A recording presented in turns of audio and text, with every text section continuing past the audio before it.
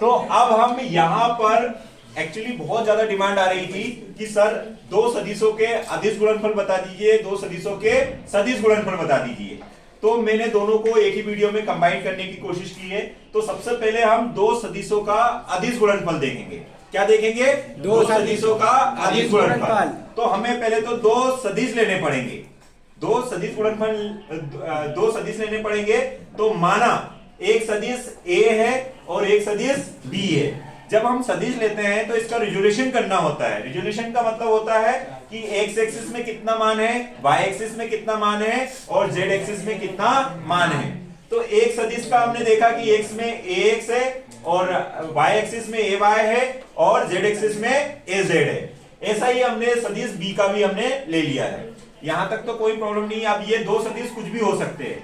जैसे अगर मैं बोलूं कि कार्य मुझे निकालना है, कार्य में दो सदिश होते हैं। एक होता है फोर्स जिसको हम बल कहते हैं और दूसरा सदिश होता है विस्थापन जिसको हम डिस्प्लेसमेंट कहते हैं। तो उन दोनों का भी हम ऐसे गुणनफल निकाल सकते हैं। अगर आपको ये समझ में आया तो आप कोई से भी दो सदिशों का अदिश गुणनफल या डॉट गुणनफल निकाल सकते हैं। अब देखो बेटा, हम इधर थोड़ा सा हम ये राइट साइड में समझते हैं। ये वाले कॉन्सेप्ट भी आपको याद होना चाहिए, 12th में आप मैथमेटिक्स में भी पढ़ेंगे। तो देखिए दो सदिश a डॉट b को अगर हम करते हैं, डॉट प्रोडक्ट करते हैं तो एक a का परिमाण, b का परिमाण और cos थीटा। cos थीटा में ये ध्यान रखें, थीटा जो होता है कोण होता है दो सदिशों के बीच। अब हम ये जब ये फॉर्मूला का यूज करते हैं तो हम देखते हैं दो सदिश, अगर दो सदिश है और उनकी दिशा एक ही है तो उनके बीच में कोण कितना होता है? 0 डिग्री। इसलिए I dot I, J dot J, K dot K का मान 1 हो जाता है क्योंकि cos का मान कितना हो जाएगा? 1 हो जाएगा क्योंकि cos 0 हो जाएगा और cos 0 हो जाएगा तो cos 0 का मान 1 हो जाएगा। ऐसे ही जब 90 डिग्री वाले आते हैं तो cos 90 का मान कितना होता है? 0। इसलिए I dot J, J dot K और K डॉट I ये हमेशा क्या होता है? 90 डिग्री पर होते हैं। तो 90 डिग्री पर होते हैं मतलब उनका मान कितना हो जाएगा? 0।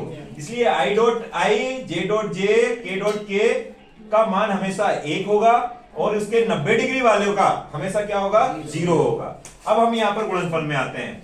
A का मान रिजोल्यूशन के साथ यहाँ लिख लिया है और डॉट है तो डॉट लगाया और B का मान यहाँ लिख लिया है। अब क्या करना है? अब हमें क्या करना है? इंडिविजुअल का इस ब्रैकेट को ओपन करना है। इंडिविजुअल का डॉट प्रोडक्ट करके ब्रैकेट को ओपन करना है। तो पहले ax का हमने गुणा किया bx में और I डॉट का I में गुणा किया।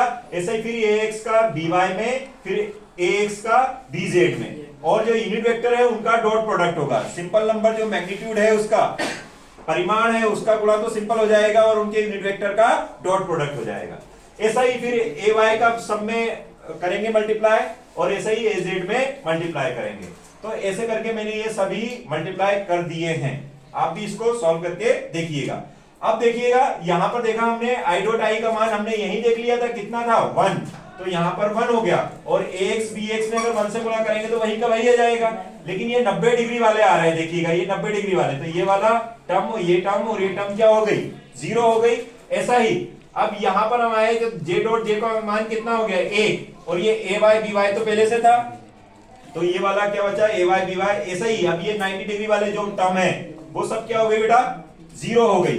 अब लास्ट वाले में देखिए az bz है, इसमें k डॉट k का मान कितना हो गया? 1। तो फाइनली जब हमने दो सदिशों का अदिश गुणनफल या डॉट गुणनफल जब देखा तो आंसर में देखिए ax bx plus ay by plus az bz ही बचा।